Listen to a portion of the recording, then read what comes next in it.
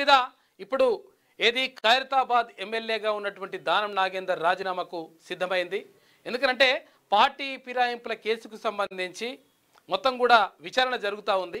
Supreme court ఈ విచారణని speedup చేయమని చెప్పేసి కోర్టు చెప్పింది. ఈ నేపథ్యంలో మొత్తం మీద ఎట్టి పరిస్థితుల్లో వేటు పడేటువంటి అవకాశం ఉంది పార్టీ ఫిరాయింపుల కింద. ఎందుకంటే బీఆర్ఎస్ పార్టీలో గెలిచినటువంటి దానం నాగేందర్ ఆ తర్వాత కాంగ్రెస్ పార్టీకి వచ్చేసిండు.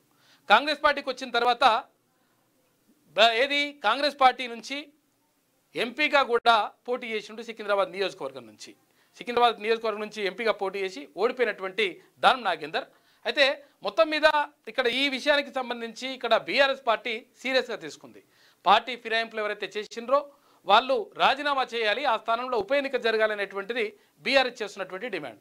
ఈ నేపథ్యంలో మొత్తం మీద అక్కడ పార్టీ ఫిరాయింపులు ఏం జరగలేదు అని చెప్పేసి 10 మంది ఎమ్మెల్యేలు ఇక్కడ కాంగ్రెస్ పార్టీలో చేరినప్పటికీ పార్టీ ఫిరాయింపులు ఏం జరగలేదు. ముఖ్యమంత్రి దగ్గరికి పోయి మేము కండువా కప్పుకుంది ఆ 3 రంగుల జెండా అనేటువంటిది కాంగ్రెస్ కండువా కాదు, 3 రంగుల జెండా కప్పుకున్నాం అనేటువంటి మాటను చెప్పినరు మిగతా సభ్యులందరూ కూడా.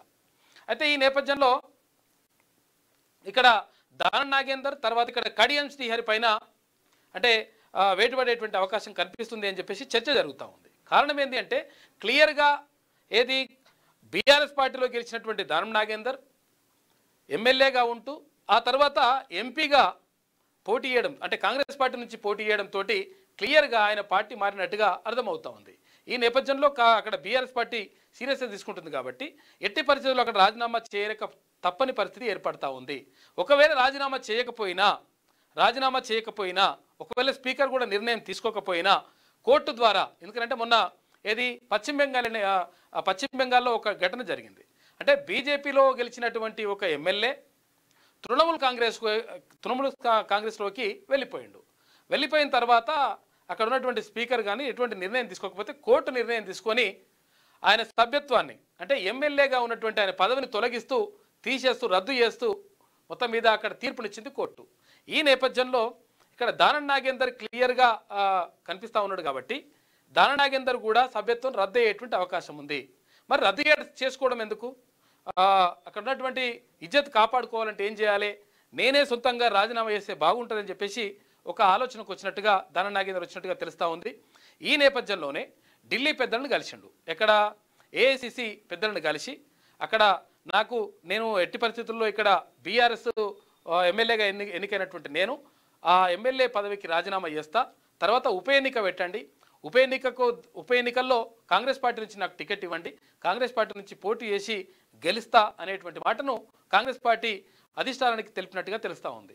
అయితే ఈ నేపథ్యంలో అంటే ఇక్కడ కాంగ్రెస్ పార్టీ నుంచి గెలుస్తా మరి ఏంది పరిస్థితి ఏంది అని చెప్పినప్పుడు నాకు ఒకవేళ ఏది ఇక్కడ ఖైరతాబాద్ నుంచి మళ్ళీ నేను కాంగ్రెస్ పార్టీ నుంచి గెలిస్తే నాకు మంత్రి పదవులు ఇవ్వాలనేటువంటి ఒక డిమాండ్ కూడా పెట్టినట్టుగా తెలుస్తూ ఉంది దానం నాగేందర్. అయితే ఈ నేపథ్యంలో ఒకవేళ మంత్రి పదవి ఇవ్వడం ఒకటి, ఎమ్మెల్యే గెలిచి మంత్రి పదవి ఇవ్వడం ఒకటి, లేకపోతే ఒకవేళ ఎమ్మెల్యే గెలవకుండా వేరే అభ్యర్థిని ఎవరినన్నా పెడితే వాళ్ళకి నేను సపోర్ట్ చేస్తా కానీ నాకు ఎమ్మెల్సీ ఇవ్వండి, తర్వాత దీంతో మంత్రి పదవి ఇవ్వండి అనేటువంటి ప్రతిపాదన పెట్టినట్టుగా తెలుస్తూ ఉంది. ఏది ఏమైనప్పటికీ తర్వాత దానం నాగేందర్ రాజీనామాకు సర్వం సిద్ధమైపోయింది. త్వరలో అంటే ఇవాళనో రేపో ఎప్పుడో ఇక మొత్తం మీద దానం నాగేందర్ రాజీనామా చేసేటువంటి అవకాశాలు స్పష్టంగా కనిపిస్తూ ఉన్నాయి. మరి ఎట్లా కడియం శ్రీహరికి సంబంధించి ఏంది అంటే కాంగ్రెస్ పెద్దలు చెప్పిర్రంట. అంటే దానం నాగేందర్ క్లియర్గా ఉన్నాడు కాబట్టి, అంటే పార్టీ మారినట్టుగా ఆధారాలు ఉన్నాయి కాబట్టి దానం నాగేందర్ మొట్టమొదట ఈ ఎన్నిక కానిద్దాం, ఉప ఎన్నిక కానిద్దాం ఎక్కడ ఖైరతాబాద్ నియోజకవర్గంలో, ఆ తర్వాత ఆలోచిద్దాం, నువ్వు బీఆర్ఎస్ పార్టీలు ఉన్నట్టుగానే కొనసాగు, తర్వాత బీఆర్ఎస్ ఎమ్మెల్యేగానే కొనసాగు, ఆ తర్వాత ఇక్కడ స్టేషన్ గన్పూర్లో ఉప ఎన్నిక పెట్టాల్సిన అవసరం లేదు అని చెప్పేసి కాంగ్రెస్ అధిష్టానం అన్నట్టుగా తెలుస్తూ ఉంది. కారణం ఏంటి అంటే ఇక్కడ కడియం శ్రీహరి బీఆర్ఎస్ పార్టీ నుంచి గెలిచి మళ్ళీ బీఆర్ఎస్ పార్టీ అంటే కాంగ్రెస్ పార్టీలోకి వచ్చేసిండు. అయితే వచ్చేసినప్పటికీ ఆ కండువా కప్పుకున్నది ఆ బీఆర్ఎస్ కండువా కాదని, అంటే కాంగ్రెస్ కండువా కాదని, తర్వాత అది జాతీయ జెండాకు సంబంధించినటువంటి కండువా అని ఇట్లా ఒక రకమైనటువంటి చర్చ లేవనెత్తించారు. అయితే విషయం ఏంటంటే ఎట్లా మరి ఆయన కాంగ్రెస్ పార్టీలో చేరినట్టుగా నమ్మాలి అంటే బీఆర్ఎస్ పార్టీ నుంచి గెలిచినటువంటి కడియం శ్రీహరి ఎక్కడ స్టేషన్ గన్పూర్ నుంచి, ఆ తర్వాత ఆయన కాంగ్రెస్ పార్టీలోకి వచ్చేసిండు. రావడమే కాకుండా తన కూతురైనటువంటి కడియం కావ్యకు వరంగల్ నుంచి ఎంపీగా టికెట్ ఇప్పించుకున్నాడు కాంగ్రెస్ పార్టీ నుంచి. ఆ తర్వాత కడియం కావ్య కాంగ్రెస్ పార్టీ నుంచి గెలిచింది. అయితే ఈ గెలవడానికి తర్వాత ఈ ప్రచారానికి కానీ తర్వాత ఈ మొత్తం తతంగానికి కానీ కడియం శ్రీహరి ప్రచారంలో పాల్గొన్నాడు కాంగ్రెస్ పార్టీ తరఫున. కాంగ్రెస్ పార్టీ అభ్యర్థి అయినటువంటి కడియం కావ్యకు ఓటేయాలని చెప్పేసి అభ్యర్థించిండు. తర్వాత బహిరంగంగా కాంగ్రెస్ కండువా వేసుకొని తిరిగిండు. ఈ నేపథ్యంలో అక్కడ కడియం శ్రీహరి కూడా అక్కడ స్టేషన్ గన్పూర్లో కూడా ఉప ఎన్నిక వచ్చేటువంటి అవకాశం ఉంది అనేటువంటి చర్చ జరుగుతూ ఉంది. అయితే కాంగ్రెస్ అధిష్టానం చెప్పిందట ఫస్ట్ అయితే ఇక్కడ ఖైరతాబాద్ నియోజకవర్గంలో దానం నాగేందర్ రాజీనామా చేసిన తర్వాత అక్కడ ఉప ఎన్నికకు మొత్తం కూడా సర్పంచ్ సిద్ధం చేద్దాం. మొన్న జూబ్లీహిల్స్ ఎన్నికల్లో ఎట్లయితే ఫలితాన్ని తీసుకొచ్చిండ్రో అదే విధంగా కష్టపడి దానం నాగేందర్ను కూడా కాంగ్రెస్ పార్టీ నుంచి ఖైరతాబాద్ నియోజకవర్గం నుంచి గెలిపించుకునే ప్రయత్నం చేద్దామని చెప్పేసి కాంగ్రెస్ అధిష్టానం చెప్పినట్టుగా తెలుస్తూ ఉంది. ఈ నేపథ్యంలో ఇక దానం నాగేందర్ మొత్తం మీద రాజీనామా చేయడానికి సర్వం సిద్ధమైపోయింది. తర్వాత ఇక్కడ కడియం శ్రీహరి కూడా నేను కూడా రాజీనామా చేస్తా, తర్వాత నన్ను కూడా అంటే కాంగ్రెస్ పార్టీ నుంచి మళ్ళీ పోటీ చేస్తా అనేటువంటి మాట చెప్పినట్టుగా తెలుస్తూ ఉంది.